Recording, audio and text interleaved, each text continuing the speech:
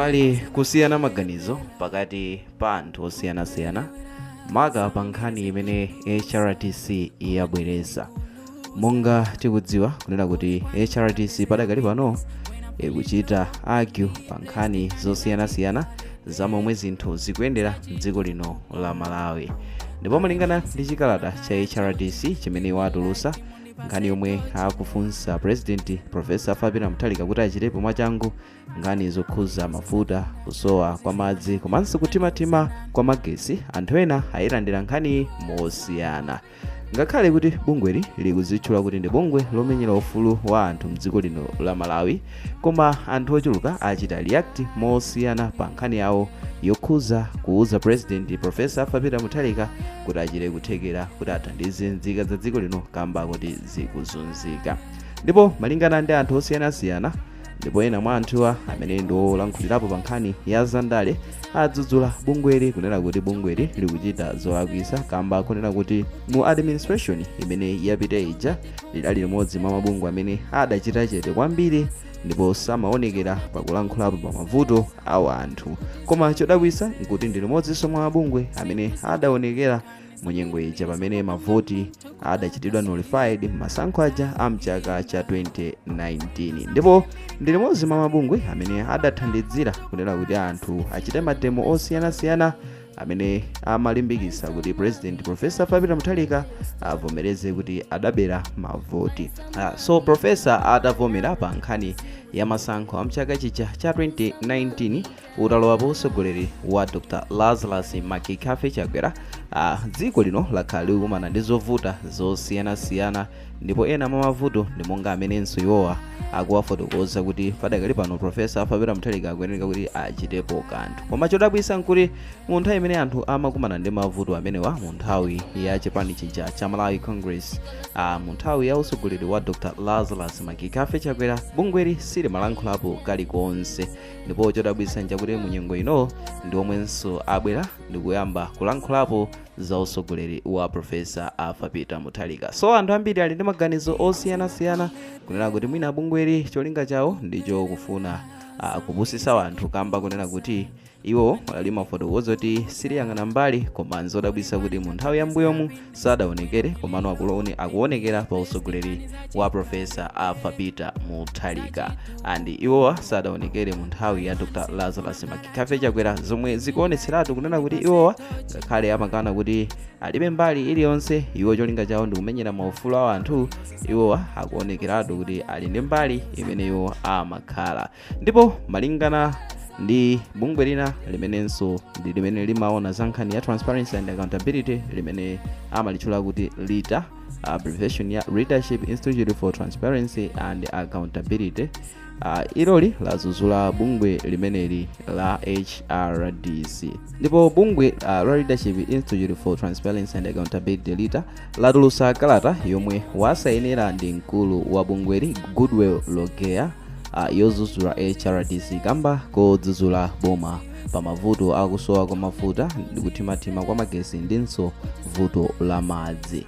Mukalatayi Logea wati HRDC yaonetseratu kuti imayika patsogolo ndale komanso zokhumba za atsogoleri ake osati kumenyera ufulu wa Malawi. Ndipo iwo afotokoza kuti zaka zisanu zapitazi HRDC idasankha kukhala chete pomwe kuchita zinthu poyera kumaphwanyidwa ndi ulamuliro wapitawu. Pa nthawi bungweli lidasankha kukhala mbali ya chipani chomwe chidapangisa zinthu kuwonongeka.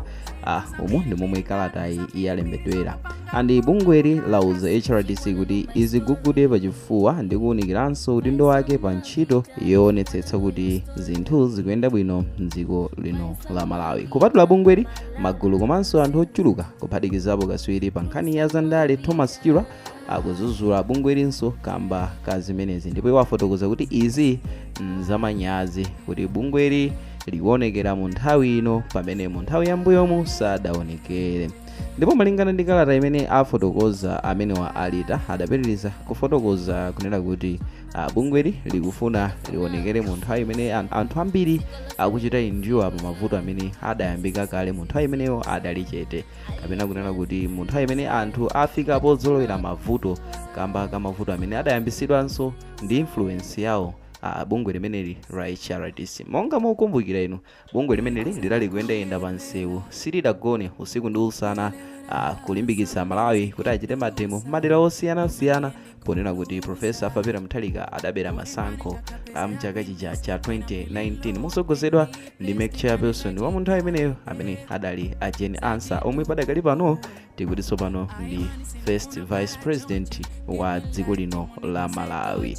So bungwe limeneli munyengo imeneyi anthu ake adali monga achina amene wa Gift Trapens komanso achina Timothy Ntambo amene adakhala akuonekera muzochitika zosiyanasiyana. Ndipo monga mukumbuka mu nthawi imene chipani cha Malawi Congress chidachita bwino pa masankho achibwereza awa monga Timothy Ntambo tidawaona akupasidwa maudindo osiyanasiyana mu usogoleri umenewu wa Dr. Lazarus Makikafe Chakwera, zimene zidali zozizimutsa kwambiri kuti bungwe limene limati ndilo limenyera ufulu wa anthu atsogoleri ake padakali pano alowanso ndale ndipo ayamba kuchita fight for their positions.